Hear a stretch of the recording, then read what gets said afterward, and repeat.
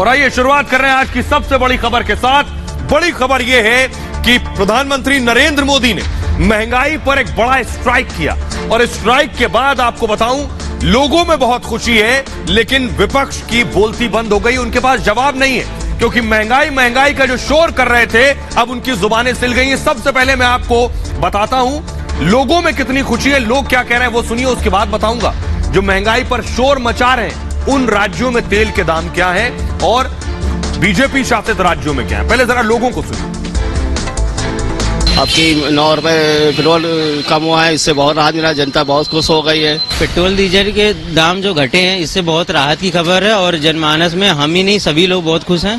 Petrol diesel के दाम घटने से हम लोग बहुत खुश हैं और यहाँ पर जितने भी लोग पेट्रोल पंप पर खड़े हुए हैं सभी लोग इस फैसले का स्वागत करते हैं। आज बहुत खुश है सर, हम 96 रुपए कुछ पैसे पेट्रोल का दाम हो गया है, बहुत ज्यादा खुश हैं आज हम। रेट बढ़ रहे थे, आए दिन दाम हो गए, पर एकदम से इन्होंने एक अच्छी उसमें घटाया है कि नहीं कि 1 रुपए 2 रुपए, जिससे जनता को बहुत राहत मिली है। हाँ, ये थोड़ी राहत तो है जरूर, बहुत राहत है, पहले से तो ज्यादा। कल तो 105 था, आज 96 है, तो राहत तो महसूस हो गई। राहत की खबर है, ये बहुत अच्छी खबर है और मैं समझता हूँ कि काफी लोगों को इससे राहत मिलेगी। ट्रांसपोर्टेशन सस्ता हो जाएगा, सब कुछ सस्ता हो जाएगा धीरे धीरे। राहत तो बहुत ही मिल जाएगी आप लोगों को। 105 और कहाँ 96 रुपए। अच्छा हुआ, 9 रुपीज कम हुआ है। मैं बहुत खुश हूँ और बहुत ही बोल्ड डिसीजन है और बहुत सही डिसीजन है। मेरे ख्याल से सरकार को ये स्टेप को मेंटेन रखना चाहिए और कोशिश और करना चाहिए कि इसको और। तो ये आपके सामने अब ग्राफिक्स आ गया जो मैं आपको इस वक्त दिखा रहा हूं। देखिए जरा, मैं आपको दिखाने जा रहा हूं किस राज्य में इस वक्त तेल के दाम क्या हैं। सारे राज्य कह रहे हैं महंगाई बहुत ज्यादा है, तो कौन से राज्य में तेल के दाम क्या है। सबसे पहले आपके आगे आ गया, देखिए महाराष्ट्र में 109 रुपए 24 पैसे हैं तेल के दाम पेट्रोल के, और उत्तर प्रदेश में 96 रुपए 53 पैसे। खुद तुलना कर लीजिए कौन कह रहा है महंगाई का शोर मचा रहा है और कहां क्या दाम है। अगला राज्य दिखाइए, पश्चिम बंगाल में 106 रुपए से ज्यादा है दाम और उत्तराखंड में 95 रुपए 22 पैसे। ये सुबह 6 बजे तक, आज सुबह 6 बजे के जो दाम थे वो मैं आपको बता रहा हूं। केरल में 105 रुपए 89 पैसे हैं और हरियाणा में 97 रुपए 34 पैसे। छत्तीसगढ़ में देखिए जरा 102 रुपए 45 पैसे हैं और गुजरात में 96 रुपए 31 पैसे। महंगाई का सबसे ज्यादा शोर डंका कौन मचाता है। तेलंगाना में देखिए 109 रुपए 66 पैसे, असम में 96 रुपए है, यह है पेट्रोल के दाम। राजस्थान में देखिए जरा 108 रुपए 48 पैसे। राहुल गांधी रोज एक ट्वीट करते हैं महंगाई बहुत ज्यादा है, लेकिन खुद कांग्रेस शासित राज्य में तेल के दाम कम नहीं कर पा रहे। क्यों? क्योंकि सरकारें वैट बहुत वसूल रही। हिमाचल प्रदेश में 97 रुपए 29 पैसे है पेट्रोल का दाम। अब आपने सबकी हकीकत देख ली कि आखिर किस राज्य में कितने दाम हैं। अब जरा नेताओं को सुनिए जो महंगाई पर शोर कर रहे हैं, सुनिए। मान लो 100 रुपए का पेट्रोल है, मैं अभी एग्जैक्ट फिगर नहीं बोल रहा हूं, 100 रुपए में मान लो 20 रुपए तो लेती है स्टेट गवर्नमेंट और 60 रुपए लेती है मान लो सेंट्रल गवर्नमेंट। कम किसको करने चाहिए? सेंटर को कम। 1 मिनट सुनो तो सही, मेरी बात तो सुनो। जितनी भी राज्य सरकारें हैं वो सारी राज्य सरकारें बेचारे छोटे से रेवेन्यू पे चलती हैं। इतना सा तो रेवेन्यू है, सेंटर बढ़ाती जा रही है। आप कहते हो स्टेट कम करे, तो स्टेट चलेगा कैसे? यही भारतीय जनता पार्टी के लोग थे, कहते थे हवाई चप्पल में चलने वाला हवाई जहाज में चलेगा। याद है कि नहीं याद है? और जब सरकार में आ गए तो डीजल पेट्रोल इतना महंगा कर दिया कि अब गरीब की गाड़ी नहीं चल पा रही है। 6 रुपए और 8 रुपए कम किया तो निश्चित रूप से हमको जो सेंट्रल एक्साइज के जो नुकसान है करीब 570 करोड़ का हो रहा है। लेकिन प्रदेश की जनता के हित में बिल्कुल हम इस निर्णय का स्वागत करते हैं, बल्कि हम तो मांग करते हैं कि इसको जो यूपीए सरकार के समय जो सेंट्रल एक्साइज था 9 रुपया और 3 रुपया, उस दर पे ले आना चाहिए। सेंट्रल गवर्नमेंट ने जो टैक्सेस कम किए हैं उससे पहले टैक्सेस कितने बढ़ाए थे? 15 रुपये बढ़ाया, 9 रुपया कम गया। तो सेंट्रल के ट्रेजरी में जितना पैसा जमा किया है उसमें से थोड़े बहुत तो अभी दे रहे हैं। छोड़ दीजिए, राज्य सरकार की जिम्मेदारी जो है राज्य सरकार कर लेगी। डीजल और पेट्रोल के दाम 100 रुपए के ऊपर करना और कुछ उसमें टेक्निकली ये दिखाकर हमने आज 7 रुपये और 9 रुपये रेट कम कर लिया, इस तरह की जो बदाम मजा केंद्र की नरेंद्र मोदी की सरकार कर रही है ये गलत है। और आइए मैं आपने सुन लिया, ये वो नेता थे, बहुत से कुछ इसमें पुराने बयान भी थे जो महंगाई पर सवाल कर रहे थे। उनके राज्यों में तेल के दाम क्या थे, क्या है, ये मैंने आपको बता दिया। आइए अब आपको बताता हूं मैं कि आखिर तेल के पीछे असली खेल क्या है। जो लोग कह रहे हैं कि सरकार ने 10 बार बढ़ाए और 1 बार कम किया, तो उनके लिए ये जवाब है, ये देखिए जरा।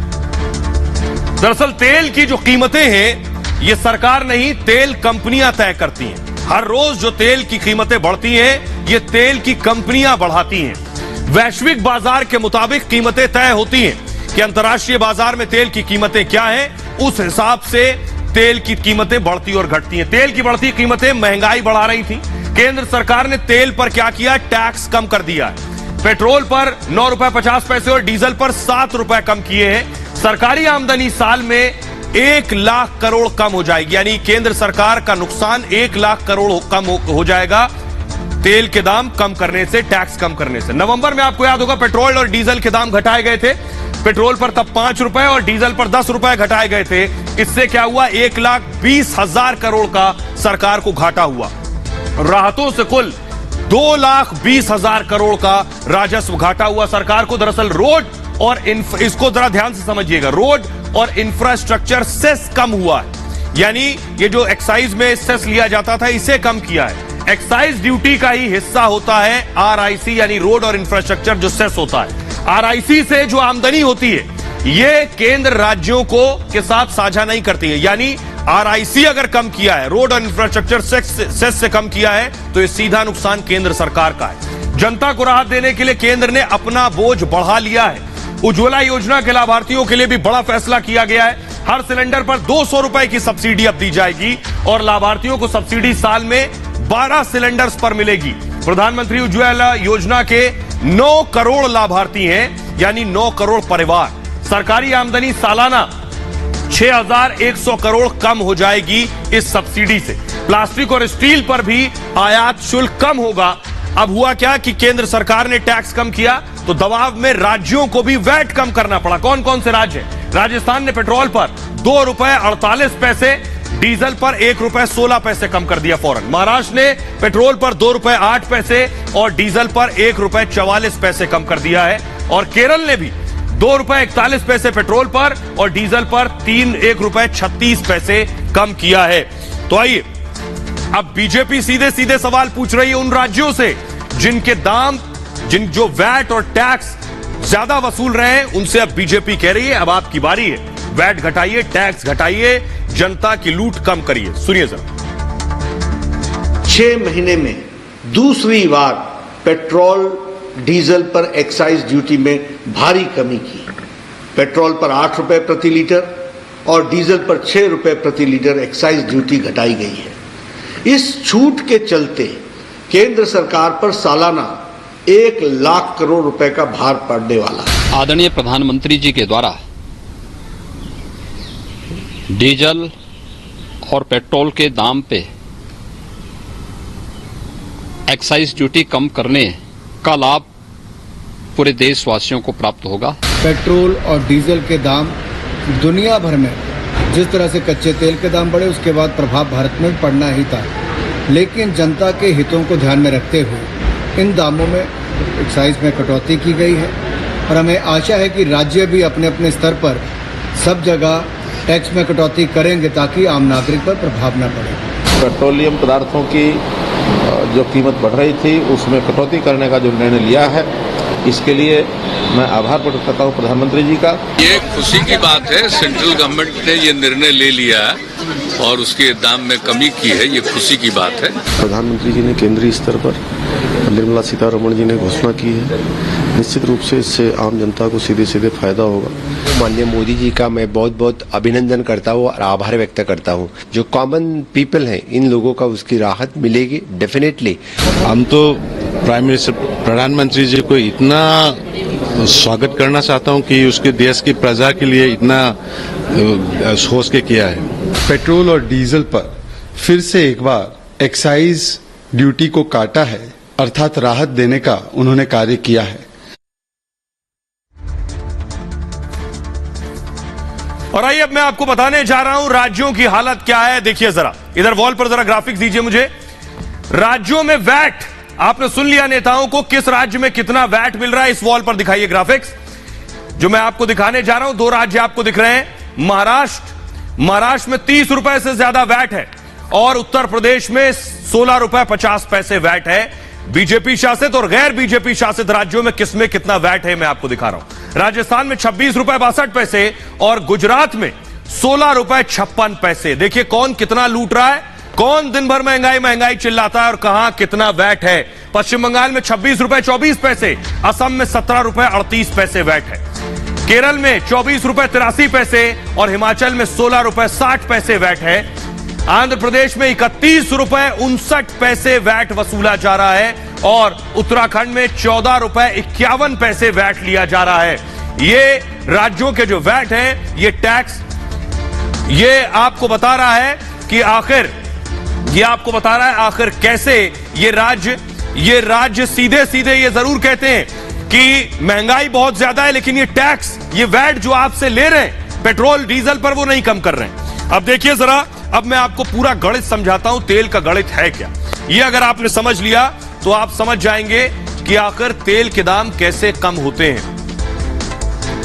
ये जो मैं आपको दिखा रहा हूं, कुल कीमत मैं आपको दिखा रहा हूं। देखिए जरा, पेट्रोल पर ये जो टैक्स का गणित है, कुल कीमत 105, पहले 105 रुपए कुल कीमत थी, अब हो गई है 96 रुपए।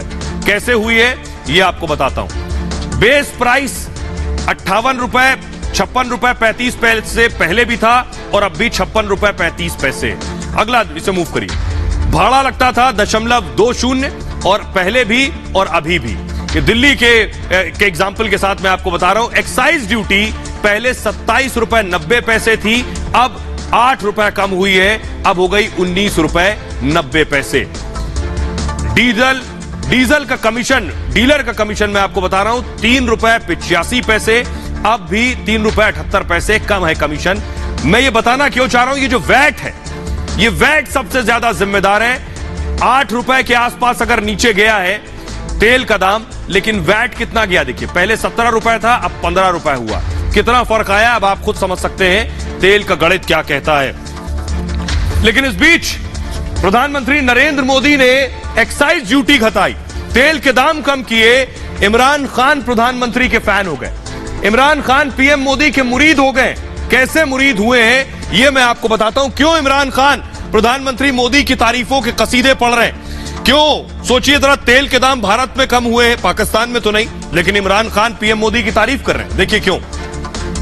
वजह है ये, पेट्रोल डीजल के दाम कम करने को लेकर इमरान भी मोदी की तारीफ कर रहे हैं। रूस से तेल खरीदने के लिए प्रधानमंत्री मोदी की प्रशंसा कर रहे हैं कि पीएम मोदी इस हालात में भी रूस से तेल खरीद पा रहे हैं। अमेरिका के दबाव के बावजूद तेल खरीदने की तारीफ कर रहे हैं। इमरान ने भारत की स्वतंत्र विदेश नीति की सराहना की है और क्वाड का हिस्सा होते हुए भारत की नीति स्वतंत्र है। इमरान ने कहा पीएम मोदी अमेरिका के सामने नहीं झुके, इस बात की वो तारीफ कर रहे हैं। पाक सरकार को भारत से सीख लेने की सलाह दे रहे हैं इमरान खान। इमरान पहले भी भारतीय विदेश नीति की तारीफ कर चुके हैं। सत्ता गंवाने के बाद लगातार मोदी की तारीफ कर रहे हैं इमरान। और सत्तारूढ़ गठबंधन की नेता मरियम नवाज ने इमरान खान पर निशाना साधा है। मरियम कह रही है, मरियम ने इमरान खान को भारत का मुरीद बताया है और इमरान खान को सलाह दी है, ज्यादा मोदी की तारीफ कर रहे हैं तो वीजा लेकर भारत चले जाइए। भारत की तारीफ में कसीदे पढ़ते हैं तो मरियम ने इमरान को कहा है भारत चले जाइए आप भी। बहरहाल खबरों में आगे बढ़ते हैं और अब बात करते हैं आज की एक और दूसरी बड़ी खबर की। दूसरी बड़ी खबर प्रधानमंत्री मोदी से जुड़ी हुई है और बड़ी बैठक से जुड़ी हुई है। जापान में यह महामुलाकात होने जा रही है। आपको बताऊं, प्रधानमंत्री नरेंद्र मोदी, ये आपको हम दिखा रहे हैं, प्रधानमंत्री नरेंद्र मोदी ने अब से कुछ वक्त पहले फ्लाइट पकड़ी है और सीधे यहां से टोक्यो के लिए रवाना हुए। ये देखिए, प्रधानमंत्री नरेंद्र मोदी दिल्ली से जापान के लिए रवाना हुए। ये तस्वीर मैं आपको दिखा रहा हूं। दूसरी तस्वीर प्रधानमंत्री की मुलाकात जिससे होनी है, ये देखिए जरा, जो बाइडेन, अमेरिकी राष्ट्रपति से पीएम मोदी की मुलाकात होगी। जो बाइडेन ने भी अमेरिका से फ्लाइट ले ली है। जरा मैप के जरिए दिखाइए दोनों राष्ट्राध्यक्ष कहां मिलने वाले हैं। दोनों ने, एक ने भारत से और दूसरे ने अमेरिका से फ्लाइट ली है। अमेरिका से सीधे जो बाइडेन टोक्यो पहुंचे और भारत से प्रधानमंत्री नरेंद्र मोदी टोक्यो पहुंच गए हैं। तो आइए मैं आपको दिखाऊं दोनों की जो महामुलाकात होगी वो किस तरह होगी। ये जो आप देख रहे हैं, प्रधानमंत्री अमेरिका गए थे, कुछ इस तरह दोनों राष्ट्राध्यक्षों की मुलाकात होगी। लेकिन इस मुलाकात में क्या बात होगी? पहली बात, यह मुलाकात जब हो रही है वो तब जब रूस और यूक्रेन के बीच जंग चल रही है। भारत ने जो रुख अब तक पुतिन को लेकर उठाया है, उसको लेकर अमेरिका जरूर खुश नहीं है। लेकिन मैं आपको बताऊं, पीएम मोदी जापान के लिए रवाना हो गए हैं रात 8 बजे। 2 दिन के दौरे पर जापान जा रहे हैं प्रधानमंत्री मोदी। जापान में अमेरिकी राष्ट्रपति से मुलाकात करेंगे पीएम मोदी। 24 मई को मोदी और बाइडेन की मुलाकात होगी, यानी कल के बाद परसों मोदी बाइडेन की मुलाकात होगी। रूस यूक्रेन युद्ध के बीच बैठक पर इस वक्त पूरी दुनिया की नजर है, क्योंकि अमेरिका ने भारत की नीति पर सवाल उठाए थे। आपको याद होगा, बाइडेन ने कहा था भारत की विदेश नीति स्थिर नहीं है। इस दौरान यह बैठक होने जा रही है। बाइडेन चाहते थे भारत रूसी हमले की आलोचना करे, लेकिन भारत ने रूस की आलोचना से परहेज किया। दोनों यूक्रेन और रूस को जंग रोकने की बात की। अमेरिका ने कहा था चीन से भारत को रूस नहीं बचाएगा। तब भारत ने कहा था अमेरिका की भाषा धमकी वाली है। आपको बताऊं, अमेरिका चाहता था कि भारत रूस से तेल आयात न करे, लेकिन भारत ने उसके बाद भी अपने हितों को आगे रखा। भारत ने दो टूक कहा था कोई फैसला देश हित में ही लिया जाएगा। ऐसे में मोदी बाइडेन की इस मुलाकात पर पूरी दुनिया की नजर रहने वाली है।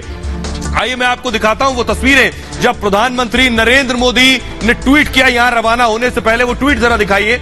ये आप देख रहे हैं, प्रधानमंत्री ने लिखा, मैं राष्ट्रपति जो बाइडेन के साथ एक द्विपक्षीय बैठक करूंगा, जहां संयुक्त राज्य अमेरिका के साथ हम अपने द्विपक्षीय संबंधों को और मजबूत करने पर चर्चा करेंगे। तो प्रधानमंत्री जाने से पहले कह चुके हैं कि वो किस तरह से जो बाइडेन से मिलने वाले हैं। लेकिन ये जो बैठक है, ये क्वाड की बैठक है।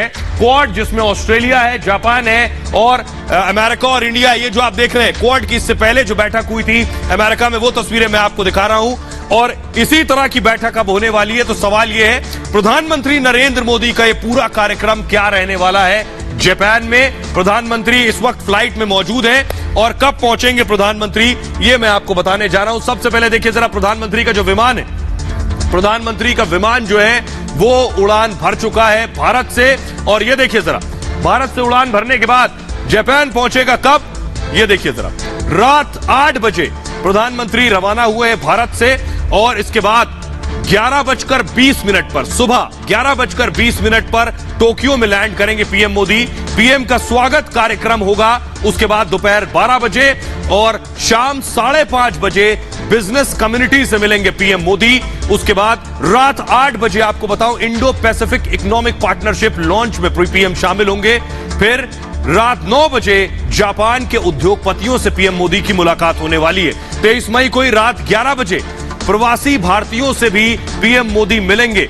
24 मई को बताऊं, यानी अगले दिन दोपहर 1:50 पर क्वाड देशों के साथ फैमिली फोटो होगी। ये बड़ी मुलाकात होने वाली है। दोपहर 2 बजे क्वाड समिट में शामिल होंगे पीएम मोदी। उसके बाद शाम 4:15 पर क्वाड देशों के साथ लंच में शामिल होंगे पीएम मोदी। फिर शाम 5 बजे ये सबसे बड़ी मुलाकात होगी। 24 तारीख शाम 5 बजे राष्ट्रपति बाइडेन के साथ पीएम मोदी की द्विपक्षीय बातचीत होगी। रात 7:30 बजे ऑस्ट्रेलिया के पीएम एंथनी के साथ पीएम मोदी बैठक करेंगे। उसके बाद रात 9:40 पर जापान के पीएम फ्यूमियो किशिदा से मिलेंगे प्रधानमंत्री मोदी। और रात 11 बजे यानी 24 तारीख को रात 11 बजे भारत के लिए रवाना हो जाएंगे। ये प्रधानमंत्री का पूरा कार्यक्रम रहेगा। आइए अब आपको दिखाते हैं, हमारे सीनियर एग्जीक्यूटिव एडिटर इस वक्त जापान के टोक्यो में मौजूद हैं। वो इस पर सबसे बड़ी कवरेज के लिए पहुंचे हुए हैं। उनकी एक रिपोर्ट देखिए जरा। बाइडेन और पीएम मिलेंगे तो क्या बात होगी, सुनिए जरा। प्रधानमंत्री नरेंद्र मोदी के नेतृत्व में भारतीय विदेश नीति की एक बड़ी सफलता ये रही है कि हम अपनी जो हमारी जरूरत है, हमारे उद्देश्य हैं, उनको इंडिपेंडेंट रख सकते हैं, दबाव में नहीं आते। जब भी दबाव आता है हम उसको बखूबी झेल पाते हैं। हमने देखा किस तरह से रशिया यूक्रेन वॉर पर जो पश्चिम है अमेरिका के नेतृत्व में, वो ये चाहता था कि भारत जो है थोड़ा एंटी रशिया और प्रो यूक्रेन लाइन ले। हमने कहा नहीं, हमारे पुराने रिश्ते हैं रशिया से, इसलिए हम उनके अगेंस्ट वोट नहीं करेंगे, पर यूक्रेन की जो भी ह्यूमैनिटेरियन मदद है वो हम करेंगे जो हमने की। उसी तरह से जब बात आई कि रशिया का डिस्काउंटेड ऑयल खरीदा जाए, भारत बहुत जो अपनी एनर्जी रिक्वायरमेंट है इंपोर्ट करता है, उसमें भी जब पश्चिम ने कहा कि आप ना करें, तो कैसे विदेश मंत्री डॉक्टर एस जयशंकर ने बताया कि भाई हम एक महीने में जितना रशिया से तेल लेते हैं उतना तो यूरोप एक दोपहर में ले लेता है। उसके बाद तो बता रहे थे अभिषेक कपूर को, आप सुन रहे थे कि दोनों की जो मुलाकात होगी उसमें बेशक उस दौर में हो रही है जब रूस से तेल को लेकर अमेरिका और भारत के बीच टेंशन बढ़ी हुई थी। लेकिन इस बीच आपको बताऊं, मोदी और बाइडेन मिलने वाले हैं, लेकिन जिनपिंग परेशान है, चीन डरा हुआ है। रूस यूक्रेन युद्ध के बीच जापान की राजधानी टोक्यो में दुनिया के 4 दिग्गजों का जमावड़ा है। एक बड़ा संदेश देने जैसा है। दुनिया के सबसे बड़े लोकतंत्र के प्रधानमंत्री नरेंद्र मोदी खुद जापान में होंगे। प्रधानमंत्री मोदी अमेरिका के राष्ट्रपति जो बाइडेन से मिलेंगे, जापान के प्रधानमंत्री फ्यूमियो किशिदा के साथ बैठक करेंगे और ऑस्ट्रेलिया के राष्ट्रपति एंथनी एल्बनीज से भी 1-to-1 मुलाकात करेंगे। दुनिया के दिग्गजों का टोक्यो में जुटना, एक दूसरे से मिलना और क्वाड देशों की बैठक में शामिल होना चीन के लिए एक बहुत बड़ा संदेश है और इसलिए चीन की हवाइयां उड़ी हुई, जिस वजह से चीन टोक्यो की इस बैठक को लेकर तरह तरह की बयानबाजियां कर रहा है। दरअसल क्वाड देशों में भारत के अलावा आपको बताऊं, अमेरिका, जापान और ऑस्ट्रेलिया शामिल हैं। क्वाड बार बार कहता रहा है कि उसका मकसद स्वतंत्र और खुले हिंद प्रशांत क्षेत्र की यथास्थिति बनाए रखना है और इसी मकसद से अपनी बैठकें आयोजित करते हैं। लेकिन दुनिया जानती है कि क्वाड का मकसद चीन की विस्तारवादी नीतियों पर अंकुश लगाना है। भले ही क्वाड ने अब तक चीन का एक बार भी नाम नहीं लिया है, लेकिन भारत ने इशारों इशारों में यह जता दिया कि बात होगी तो इलाके के सभी मुद्दों पर बात होगी। जापान में भारत के राजदूत को सुनिए, संजय कुमार वर्मा क्या कह रहे हैं। बहुत वेस्ट ने कोशिश करी है भारत पर दबाव डालने की कि आप जो रशिया यूक्रेन वॉर चल रही है उसमें थोड़ा उनकी तरफ का पक्ष लें। और यूएस के जो नेशनल सिक्योरिटी एडवाइजर हैं जेक सलिवन, थोड़े समय पहले उन्होंने अभी एक स्टेटमेंट कहा कि एक तो India is a swing state, दूसरा ये कि राष्ट्रपति बाइडेन जब प्रधानमंत्री मोदी से मिलेंगे टोक्यो में तो एकदम स्ट्रेट फॉरवर्ड आमने सामने की बात होगी। तो क्या आशा करें?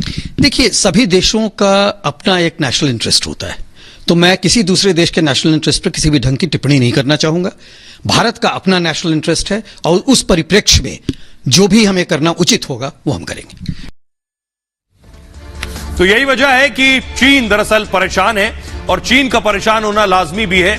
जब ये 4 मुल्क बैठेंगे, क्वाड को चीन के वैश्विक उदय को रोकने के लिए एक टूल के तौर पर देखता है चीन। चीन ने खुलकर कहा भी है कि क्वाड ग्रुप चीन को रोकने के लिए बनाया गया है। क्वाड को लेकर चीन में इस कदर डर है कि वो इसे छोटा नेटो और एशियाई नेटो तक कह चुका है। दरअसल क्वाड की बैठक पर रूस की नजर भी है, क्योंकि भारत को छोड़कर अमेरिका, ऑस्ट्रेलिया और कुछ हद तक जापान भी रूस का विरोध करता रहा है और यूक्रेन पर हमले को गलत ठहराता रहा है। बहरहाल खबरों में आगे बढ़ते हैं और आज की अगली बड़ी खबर, और मैं आपको बताऊं कल की भी सबसे बड़ी खबर यही होने वाली है। बड़ी खबर यह है कि ज्ञानव्यापी पर कल से नई लड़ाई शुरू हो रही है। जी हां, कल ये जो आप तस्वीरें देख रहे हैं, जिला एवं सत्र न्यायालय, इसी डिस्ट्रिक्ट कोर्ट में अब सुनवाई होगी ज्ञानव्यापी को लेकर। तो सबसे पहले आपको बताता हूं आज दिन भर क्या हुआ, उसके आगे की बात कि कल ज्ञानव्यापी पर क्या होने वाला है। कल से सबसे बड़ी सुनवाई शुरू हो रही है ज्ञानव्यापी पर, जो इसके फैसले तक इसे लेकर जाएगी। देखिए जरा, कल जिला अदालत में सुनवाई होगी, डिस्ट्रिक्ट कोर्ट में कल सुनवाई होने वाली है। शिवलिंग की पूजा की इजाजत मांगी जाएगी। बड़ी खबर यह है 5 महिलाओं की दायर याचिका पर यह सुनवाई होनी है और श्रृंगार गौरी की रोज पूजा की याचिका भी इसमें शामिल है, जिसमें सुनवाई होगी जिला अदालत में। अब तक सत्र अदालत में हो रही थी। एक याचिका मस्जिद कमेटी ने भी दायर की हुई है और सर्वे रिपोर्ट की मांग के खिलाफ यह अर्जी है मस्जिद कमेटी की। यह केस सुप्रीम कोर्ट ने जिला कोर्ट को ट्रांसफर कर दिया है। नंदी के सामने की दीवार तोड़ने की याचिका भी इसमें शामिल है। आपको बताएं, यह याचिका कुछ महिलाओं ने दायर की है। साथ ही साथ चौथी याचिका सरकार की तरफ से दायर की गई है, जिसमें वजू के लिए वैकल्पिक व्यवस्था की मांग भी शामिल है। साथ ही साथ मछलियों को संरक्षित करने की याचिका भी इसमें शुमार है। अब तक सत्र अदालत में सुनवाई हो रही थी इस मामले की, सेशंस कोर्ट में। आपको याद होगा जज रवि दिवाकर ने सर्वे का आदेश दिया था, लेकिन अब इस मामले को जज रवि दिवाकर नहीं सुनेंगे। सुप्रीम कोर्ट ने सत्र से जिला अदालत को इस केस को ट्रांसफर कर दिया है और जज अजय विश्वेश की कोर्ट में इस मामले पर सुनवाई होगी। शनिवार को आदेश की कॉपी कोर्ट पहुंची दरअसल, और मुकदमे से जुड़ी सारी फाइल्स ट्रांसफर कर दी गई हैं। सुनवाई के लिए सिर्फ 8 हफ्ते का वक्त सुप्रीम कोर्ट ने दिया है, जिसके बाद जुलाई में सुप्रीम कोर्ट इस मामले में आगे की सुनवाई करेगा। आइए मैं आपको सुनवाता हूं, सुनिए जरा बीजेपी नेता उमा भारती क्या कह रही हैं और इस मामले में याचिकाकर्ता विष्णु शंकर जैन क्या कह रहे हैं, दोनों को सुनिए। जैसे कि उनकी मस्जिदें वो सामान्य धार्मिक स्थान है मुस्लिम समाज की, हमारे वो बहुत विशेष स्थान है।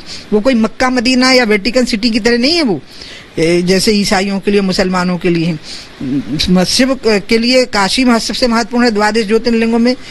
इसी तरह से श्री कृष्ण जन्मभूमि महत्वपूर्ण है और राम जन्मभूमि महत्वपूर्ण थी। इसमें बहुत बड़ा अंतर है, इसलिए मैं इसको लड़ाई भी नहीं मानती हूँ। लड़ाई तो बराबरी में होती है, इनकी बराबरी ही नहीं है कोई।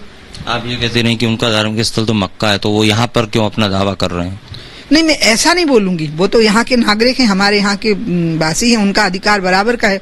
मैं तो ये कह रही हूँ कि धार्मिक आस्था का जो उनका केंद्र मक्का है, वैसा ही हमारी धार्मिक आस्था का जो केंद्र है वो काशी है, काशी विश्वनाथ है।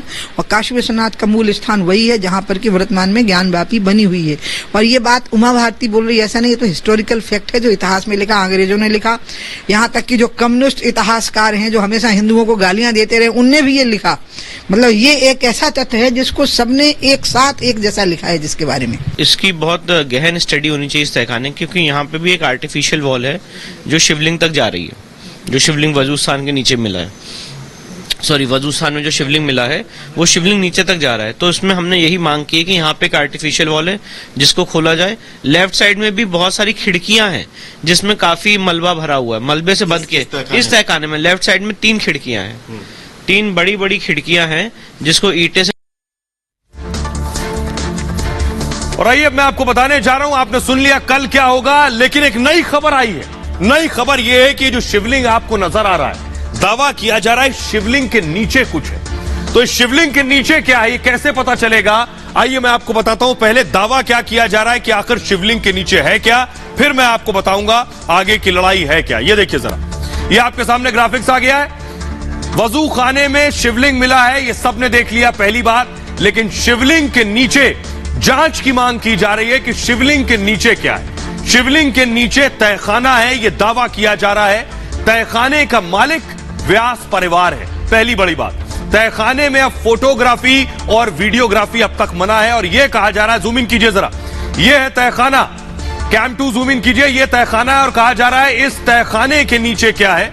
इसी तहखाने पर तमाम दावे किए जा रहे हैं। आपको बताऊं, दावा है कि तहखाने में शिवलिंग का रास्ता है। दावा है कि इस रास्ते को ईंट से बंद कर दिया गया है और इस दीवार के आगे नहीं जा सकती है सर्वे टीम। अब तक आपको बताऊं, तहखाने में मूर्तियां होने का भी दावा किया जा रहा है और दीवारों पर स्वस्तिक होने का भी दावा किया जा रहा है। तहखाने का नया वीडियो अब तक सामने आ चुका है, आपको बताऊं। और ये जो नया वीडियो है वो वीडियो मैं आपको दिखाने जा रहा हूं तहखाने का। आइए उस वीडियो में क्या दिख रहा है ये मैं आपको दिखाता हूं। आइए जरा, तहखाने का जो नया वीडियो सामने आया है वो क्या, फिर व्यास परिवार को आपको सुनाऊंगा वो क्या दावा कर रहे हैं। ये है तहखाने का नया वीडियो, दूर से देखिए जरा। तहखाने के अंदर ये शख्स मौजूद है, अंदर मलबा दिखाई दे रहा है, दीवारें आपको दिखाई दे रही हैं, ये बल्लियां बांस की दिखाई दे रही हैं जो अंदर पड़ी हुई है। तहखाने के अंदर बहुत गंदगी, ऐसा बताया खुद जो सर्वे करने गए थे उन्होंने कहा सांस लेना मुश्किल था, तहखाने का हाल ये था। लेकिन तहखाने पर व्यास परिवार दावा कर रहा है, तो सुनिए जरा उनका क्या कहना है। साथ ही साथ इतिहासकार डॉक्टर ओंकार क्या कह रहे हैं, दोनों को सुनिए। वीडियो हमारे तहखाने का वीडियो है। ये हमारा तहखाना जो हमारे कब्जे में है और इसमें जो बांस बल्ली दिखाई दे रही है वो बांस बल्ली रामायण की बांस बल्ली है। और ये उसी समय का वीडियो शूट किया गया है और ये छिप के शूट किया गया क्योंकि अथॉरिटी नहीं है वहाँ पे ऐसा कोई वीडियो रिकॉर्ड करने की। और इसके अंदर जो है कि दीवारों पे खंडित विग्रह भी हैं, चित्र भी बने हुए हैं, स्वास्तिक के, त्रिशूल के। कोई आवश्यकता अलग से नहीं है कि पहले मस्जिद बनी या मंदिर ही बना था। और मंदिर में वर्तमान में जो हमारे परंपरा है कि शिवलिंग का जो उनका जल निकासी होती है वो उत्तर तरफ होती है। आज आप यहाँ भी देख सकते हैं और चाहे तो आप बभनिया में चले जाएं, वहां भी देख सकते हैं, जो आज से लगभग 1900 वर्ष पहले का है। तो नंदी का स्थान भी सुनिश्चित है। तो नंदी जहाँ पे आज वर्तमान में है और नंदी जिस तरफ मुख करके देख रहे हैं वो निश्चित रूप से शिवलिंग की तरफ ही होगा। और खबरों में आगे बढ़ते हैं और अब बात महाराष्ट्र में एक अलग लड़ाई चल रही है। वो लड़ाई राज बनाम उद्धव की है। कैसे आज उद्धव ठाकरे ने एक रैली की और रैली में उद्धव ठाकरे किस तरह से, देखिए, राज ठाकरे ने रैली की और उद्धव ठाकरे पर बरसे क्या क्या कुछ कहा। देखिए जरा ग्राफिक्स के जरिए मैं आपको दिखा रहा हूं। राज ठाकरे ने उद्धव पर हमला किया। राज ठाकरे ने इस बार राज्य ने पुणे से हमला किया। राज ठाकरे ने पुणे में मौजूद थे। उद्धव ठाकरे के हिंदुत्व पर सवाल उठाए राज ठाकरे ने। उन्होंने कहा उद्धव ठाकरे का हिंदुत्व केवल दिखावा है। राज ने कहा हनुमान चालीसा पढ़ने से भी रोकती है शिवसेना। आखिर राणा दंपति को चालीसा पढ़ने से क्यों रोका? उन्होंने कहा, पूछा क्या मातोश्री मस्जिद है कि कोई चालीसा भी ना पढ़े? राज ठाकरे ने कहा राज ने राणा दंपति के साथ सांठगांठ के भी आरोप लगाए। साथ ही साथ कहा पहले करते हैं गिरफ्तार फिर करते हैं मुलाकात। राज ठाकरे ने कहा, पूछा आखिर संजय राउत ने राणा दंपति से क्यों मुलाकात की? राज ने उद्धव के हिंदुत्व वाले बयान को भी बचकाना बताया था। तो ये हमले राज ठाकरे ने उद्धव ठाकरे पर किए हैं। कहा उद्धव ठाकरे हिंदुत्व पर बचकानी बातें करते हैं। उनसे असली हिंदू वाले बयान पर भी हंसी आती है। ये राज ठाकरे हमला कर रहे हैं। ये वैसा ही बयान है जैसे कोई कहे मेरी कमीज ज्यादा सफेद है। उन्होंने फिर एक बार मस्जिदों से लाउड स्पीकर हटाने की भी मांग की है। राज ने इस बार जनसंख्या नियंत्रण कानून की भी मांग उठा दी है और उन्होंने समान नागरिक संहिता लागू करने की मांग की है और औरंगजेब का नाम संभाजीनगर रखने की मांग की राज ठाकरे ने। आइए, बहरहाल राज ठाकरे इसलिए भी हमला कर रहे हैं क्योंकि बीएमसी चुनाव बहुत नजदीक है मुंबई में। बहरहाल ये भारत की बात है में इतना ही। अपना बहुत ख्याल रखिए। एक छोटे से ब्रेक के लिए रुक रहे हैं, लौट रहे हैं कुछ और बड़ी खबरों।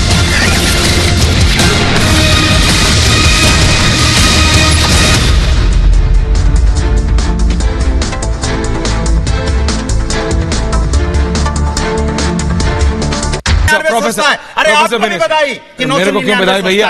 मेरे को मत बताई दीजिए प्रोफेसर बिनेस। आप 1200 में बेच रहे थे, कुछ तो शर्म कर लो। 1200 से तो 900 कम है। 1200 बेच रहे थे, 1200 से 900 कम है। 14 में कह रहे अच्छा एक सेकंड गणित है 1 2 3 4 5 6 7 8 9 10 आता है। 1200 ज्यादा है कि 900 ज्यादा है? 400 ज्यादा है कि 900 ज्यादा है? 500 ज्यादा है कि 900 ज्यादा है? 900 ज्यादा है तो फिर यही